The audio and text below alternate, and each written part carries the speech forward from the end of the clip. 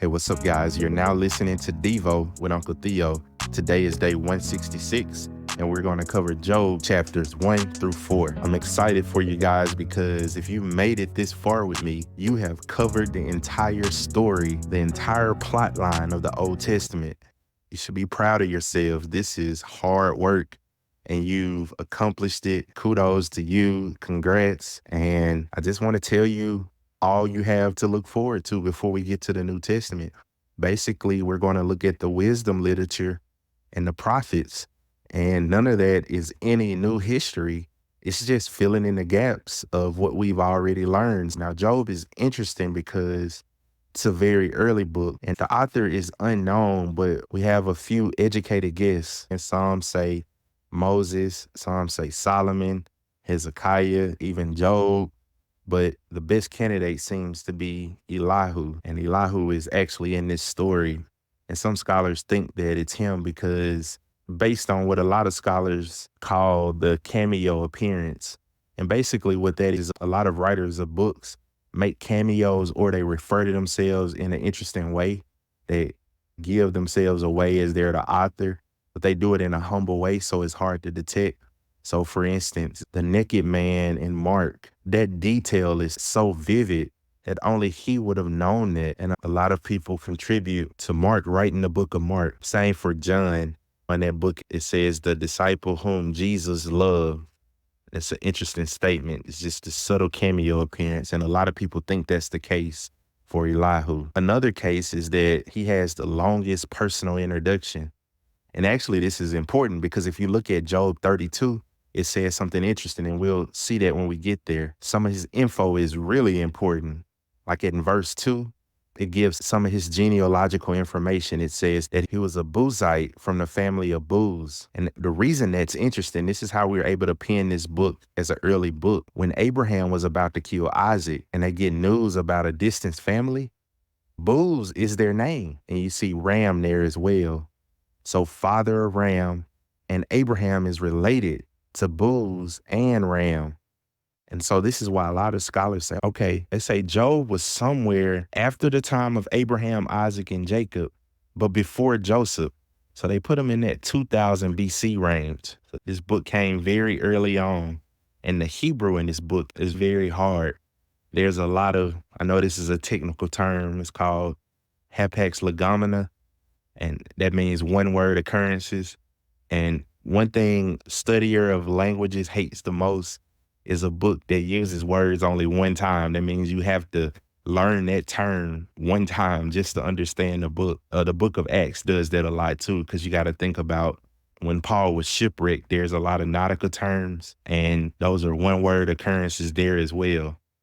So if anybody ever tells you they're a Hebrew scholar, ask them if they can read the book of Job. That'll tell you all you need to know there. And this book is a hard read because most of us think in our head that Job is like 5 chapters. We think God and Satan talk, Job loses everything, Job talks with his friends, they're wrong, God rebukes Job, Job gets everything back, the end.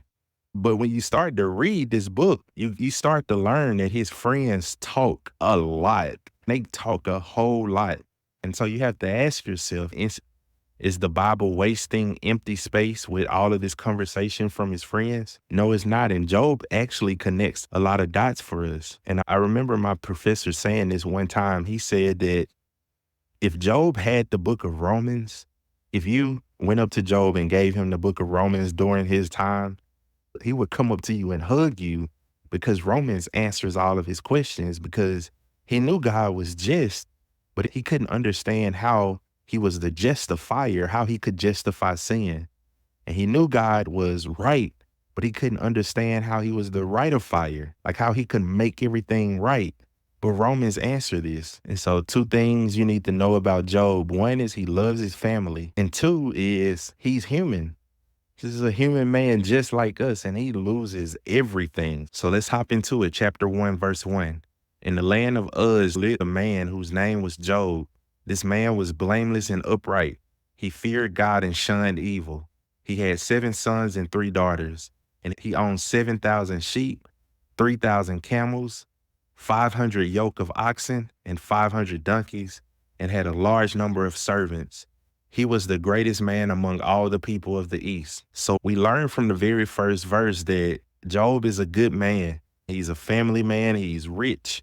And he's widely known. It says in verse 4, his sons used to hold feasts in their homes on their birthdays, and they would invite their three sisters and eat and drink with them. When the period of feasting had run its course, Job would make arrangements for them to be purified. Early in the morning, he would sacrifice a burnt offering for each of them, thinking perhaps my children have sinned and cursed God in their hearts. This was Job's regular custom. This kind of helps us out too, because this would have been before Moses, because the sacrificial system wasn't instituted. But we see things like this with, remember, Noah would make sacrifices, Abraham would make sacrifices. So this helps us out with the timeline as well. Now it says in verse 6, now there was a day when the sons of God came to present themselves before the Lord, and Satan also came among them. This word presents means to stand at attention when you have been summoned. So they're coming to God. Satan is coming with them. This helps us with our angelology. This helps us with our angelology as well, because now we see not only do holy angels have access to heaven, but fallen angels, demons, and Satan himself has access to heaven as well. And so think about that. Little books like this help you with your theology. And so here Satan comes, and the Lord said to Satan, where do you come? And Satan answered the Lord, saying, from roaming about the earth and walking on it. The Lord said to Satan, have you considered my servant Job? For there is no one like him on earth, a blameless and upright man, fearing God and turning away from evil. Then Satan answered the Lord, does Job fear God for nothing?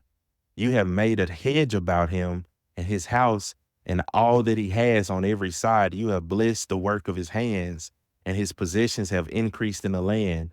But put forth your hand now and touch all that he has. He surely will curse you to your face. Then the Lord said to Satan, behold, all that he has is in your power. Only do not put forth your hand on him.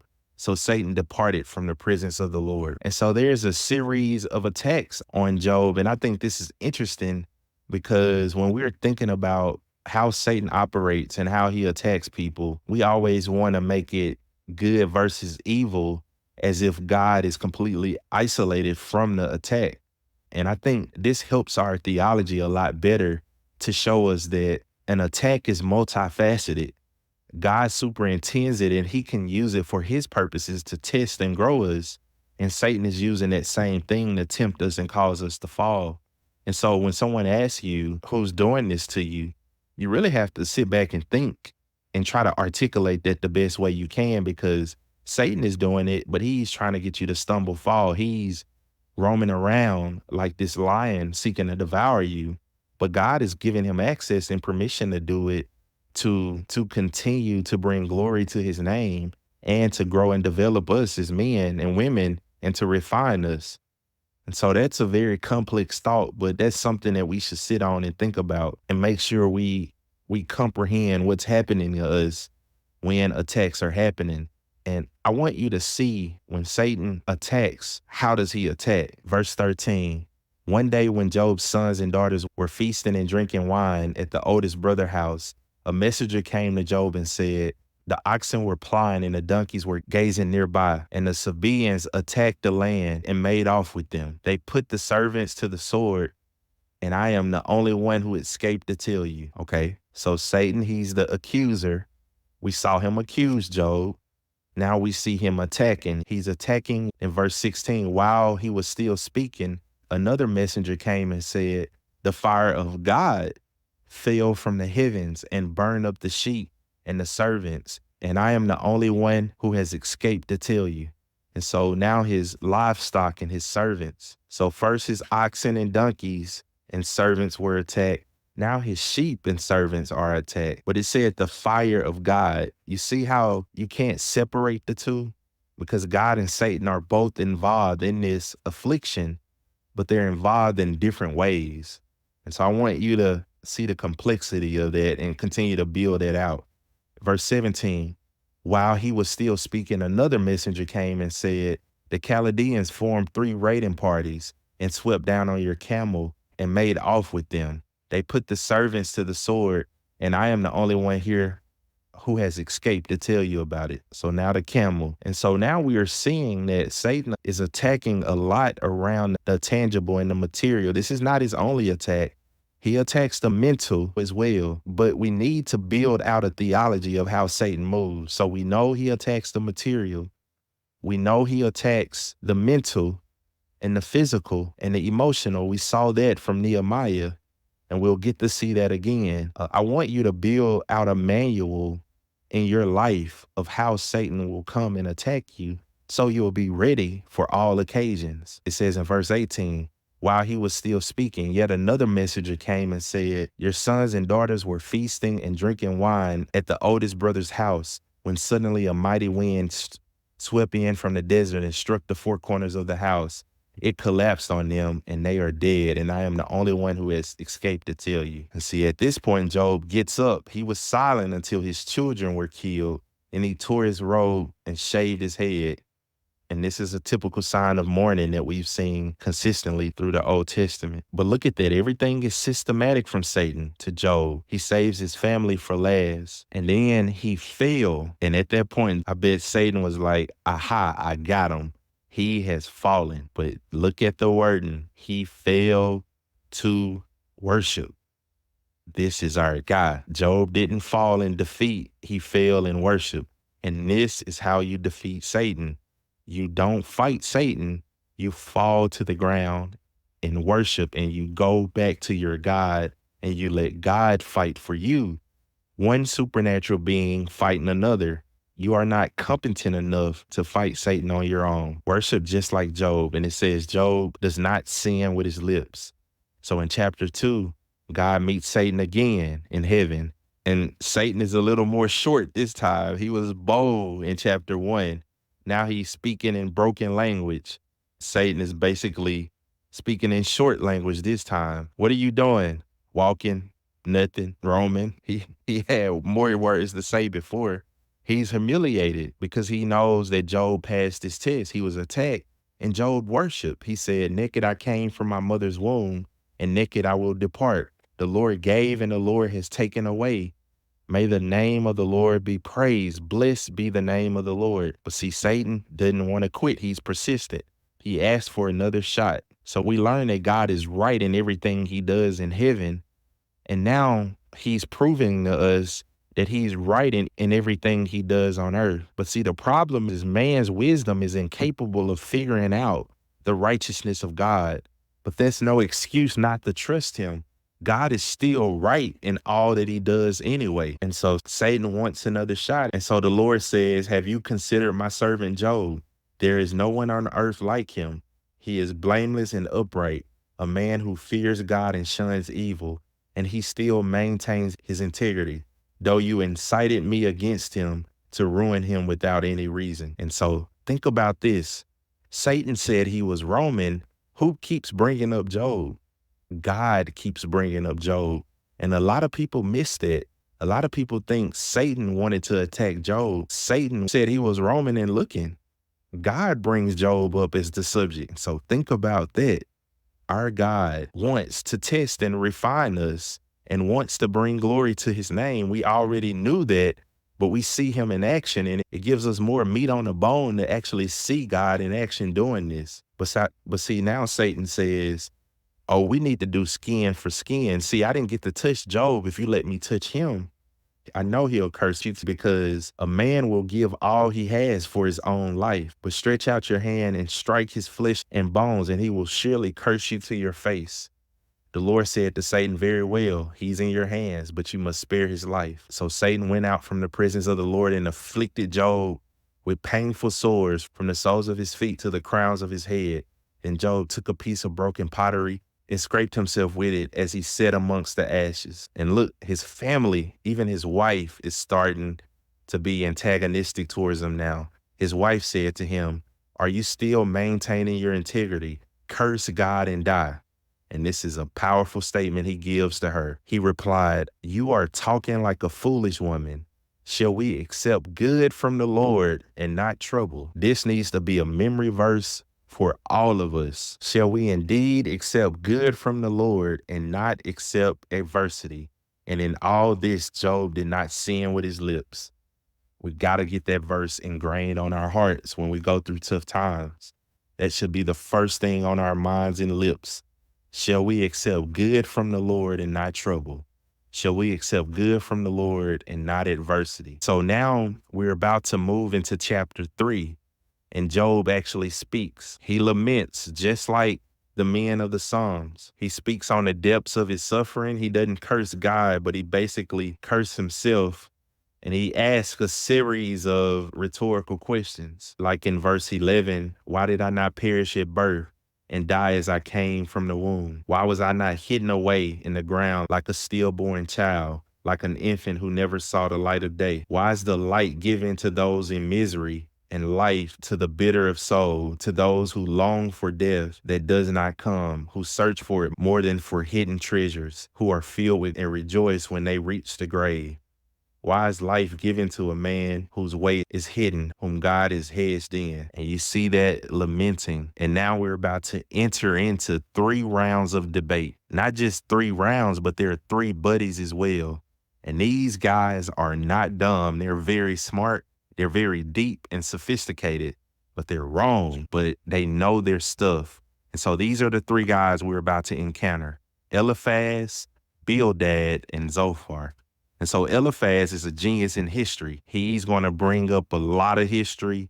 Bildad is the science guy. He asks, does papyri grow without water? Like, he has this cause and effect type language that speaks to science. And lastly, Zophar is a philosopher, and he brings up arguments to cause Job to evaluate life. And so Job isn't questioning whether God is right or fair. He just wants to know, why are these things happening? And these people think that they can tell him why. This is their epistemology. They believe that they can see into heaven and give Job insight. And this is the story. Job is telling them, look, I agree with you all. You all are intelligent, but you can't see into heaven and you don't know what God is doing here. And that's his argument. And so in light of that, let's look at chapter 4, verse 7. This is Eliphaz's argument. He says, consider now, who is being innocent? Who has ever perished? Where were the upright ever destroyed? As I have observed, those who plow evil and those who sow trouble reap it. At the breath of God, they perish. At the blast of his anger, they are no more. So remember, Eliphaz is the historian. He's saying it would all work out in the end if you're innocent. But there is a pattern that the good guy always wins and the evil are always punished. So he's philosophizing, but he doesn't answer his question, and it's not helpful. Like, how do you really know that it will be okay at the end? It's like somebody telling you in the hospital on your deathbed that it's going to be okay. It's going to be all right. And so we're going to continue to look at his friends questioning in their rounds, and we'll observe what they're saying and whether it's wise or not. Is it helpful? And we'll look at Job's responses. But this is not a short book. We get 42 chapters of his friends questioning him. And then there'll be a turn of events. Another person will come on the scene and question Job as well with 66 questions. And we'll get to see that character as well. You guys take care. Catch you next time. And again, congratulations. You finished historical narrative. Let's continue to fill these books in. So we're going back to Genesis and filling in the book of Job, which happened after the time of Jacob. You guys take care and catch you next time. Yeah.